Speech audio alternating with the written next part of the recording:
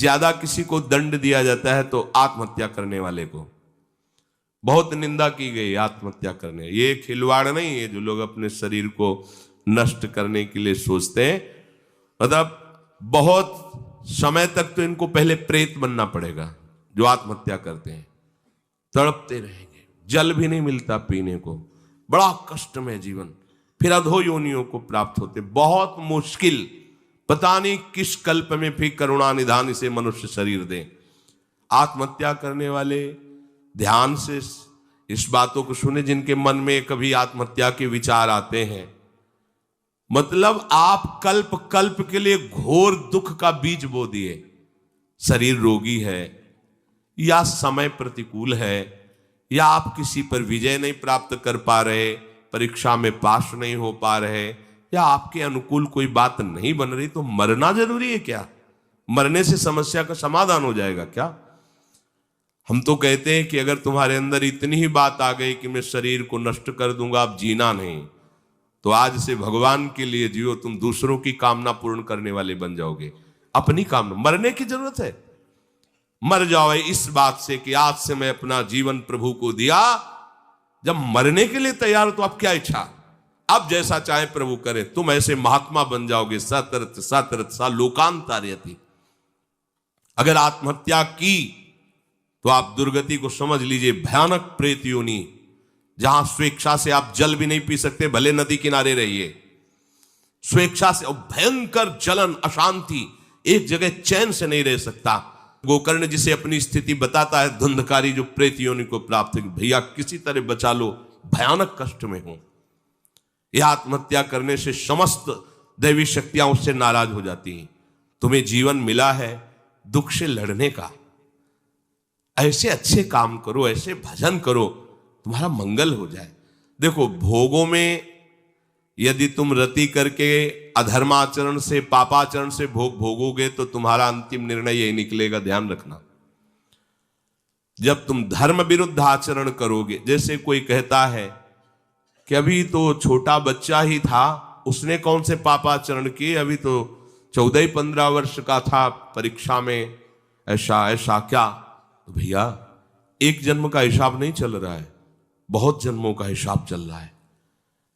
अगर उसके सुकृत काम करते तो माता पिता उसके ऐसे न मिलते कि उसको टॉर्चर करते, तभी तो ऊब गया जीवन से। अब किसको क्या कहें। तो हमें लगता है कि उसके दुष्कृतों के परिणाम स्वरूप ऐसा उसको वातावरण मिल जाता है कि कोई नहीं, तो आत्महत्या करने का उत्साह नहीं आना चाहिए। हमें लगता है माता पिता को चाहिए कि अपने बच्चों से ऐसे मित्रता का व्यवहार करें कि उनके दुष्कृत नाश करने वाली भावना हृदय में जागृत हो, ना कि शरीर छोड़ने वाली। किसानी में सफलता नहीं मिल लगता, आत्महत्या कर लूं। पति अनुकूल नहीं मिला, लगता है आत्महत्या कर लूं। पत्नी अनुकूल नहीं मिली, बोले ये कोई निराकरण है तुम्हारी समस्या का? समस्या का निराकरण तो विवेक से होता है। आप भगवान का आश्रय लेकर के भजन करते हुए फिर विचार कीजिए तो आपको रास्ता मिल जाएगा। पर जो रास्ता देने वाले प्रभु है, उनसे तो आप विमुख हो चुके हैं, गंदे आचरण कर रहे हैं, मन में आध्यात्मिक शक्ति नहीं रह गई, बस वही निर्णय देने लगता है कि क्या करूं, इससे तो जीना ठीक नहीं है। मरने के बाद जो दुख है वो तुम झेल नहीं पाओगे। आत्महा न तरेत सा आत्म, शास्त्र में कई जगह लिखा है वो आत्महनन गति जाए, ऐसा कई जगह लिखा है। इसलिए जहां तक शब्द हमारे श्रवणेन्द्रिय में पढ़ते हो तो लड़ना सीखो समस्या से, समस्या से हारना मत सीखो। समस्याएं तो आती रहेंगी, लेकिन तुम्हारा जो जीवन है बार बार नहीं मिलेगा। और नाम जप करोगे तो सबसे जीत जाओगे। नाम जप करोगे तो दूसरों को भी बचाने वाले बन जाओगे।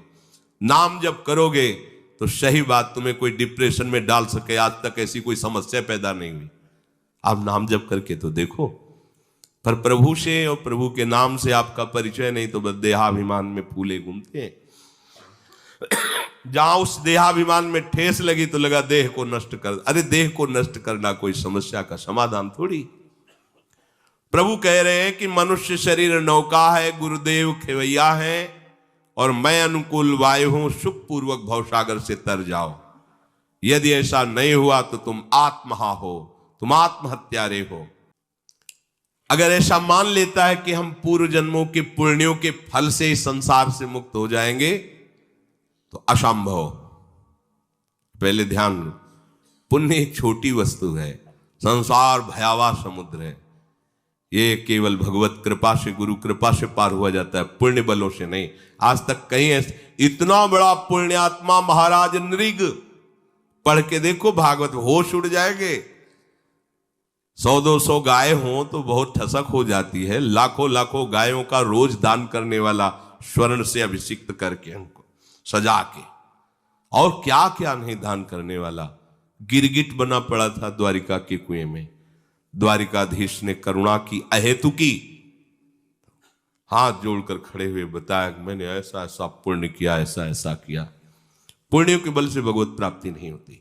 पाप और पुण्यों का फल तो तुम्हें सुख दुख के रूप में मिलेगा, भगवत प्राप्ति के रूप में नहीं। मनुष्य योनि, भगवत कृपा और नाम जप, इससे भगवत प्राप्ति होती है। बहुत बढ़िया कृपा है। जो आपके जीवन में आचरण हो रहे हैं वही अंतिम समय चिंतन में आएंगे। ये भूल जाओ कि अभी जवानी है तो हम खूब भोग मनमानी भोग ले, बुढ़ापे में भजन कर लेंगे। और ये जिन साधकों का लक्ष्य भगवत प्राप्ति नहीं है, तो चाहे जितना जो कुछ भी उनको अनुकूलता मिल जाए भगवान की तरफ से, वो कभी नहीं चल पाते हैं। ये लक्ष्य आपको सत्संग सुन के बनाना पड़ेगा, ऐसा नहीं कि पूर्व जन्म के प्रताप से बनेगा। ये भी बात छोड़ दीजिए।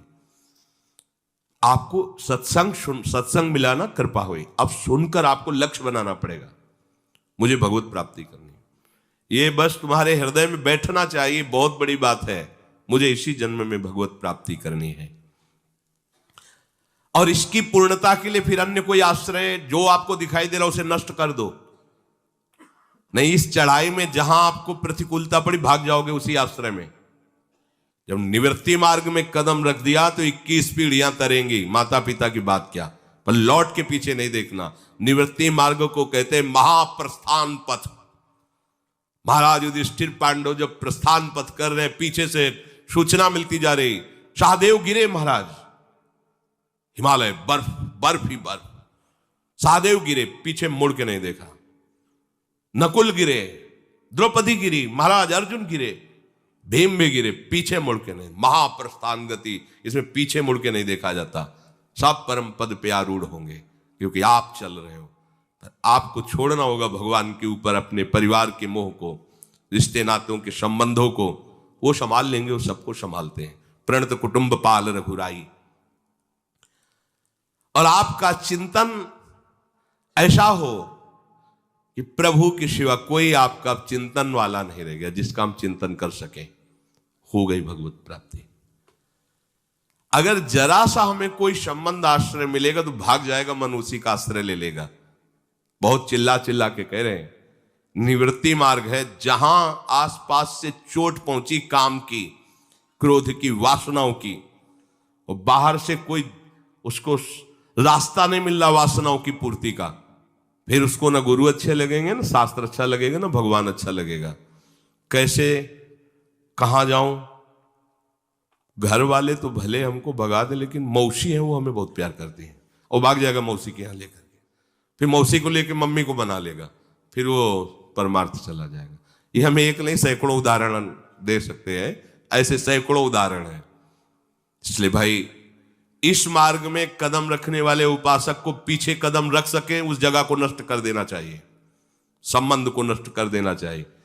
ये अगर तुम्हारे अंदर चतुरता नहीं आई तो नहीं चल पाओगे, नहीं चल पाओगे, नहीं चल पाओगे, क्योंकि आगे तुम्हें ज्वाला दिखाई देगी, और उस ज्वाला में कदम वही रख सकता है, पीछे का रास्ता है नहीं, अगल बगल कोई रास्ता है नहीं।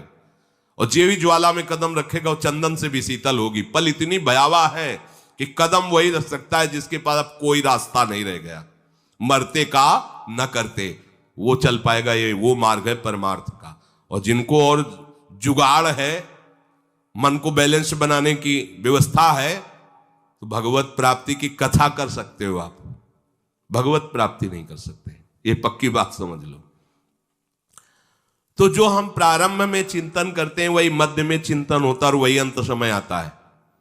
प्रारंभ है बाल्यावस्था, किशोरावस्था, कौमारावस्था, मध्य है जवानी, अधेड़, और अंतिम है बुढ़ापा। अगर कौमारावस्था में भजन का भाव नहीं बना तो जवानी में कैसे बन जाएगा? अगर कौमारावस्था और जवानी विषयों में गई तो बुढ़ापा भजन कर लोगे, भूल जाओ, माला हाथ में रहेगा, केवल प्रपंच चिंतन होगा, रामकृष्ण हरि बोलने की इच्छा नहीं होगी। ये भूल जाना कि बुढ़ापे में भजन कर, लोग नहीं कहते यार भजन करने की अवस्था है अभी नरक भोगने की अवस्था है, भजन की थोड़ी। सलाह देने वाले ऐसे, ये तिलक लगा, कंठी तो विधवा बांधती है, सुहागवती कंठी। ये लो, श्री कृष्ण के नाम पे, अविनाशी दूल्हा के नाम पे कंठी बांधना निषेध। कंठी का माथे पे तिलक, गले में कंठी, ये तो विधवा करती है, विधवा।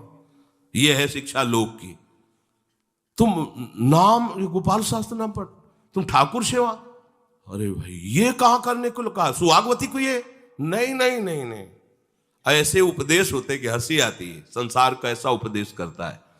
ये जवानी है ना, भगवान ने जवानी दी है भोगने के लिए। हाँ, जवानी दी, बुढ़ापा दिया है कर्मों के भोग के लिए। खखारो और थूको और नरक का चिंतन करो। कहां वृत्ति है?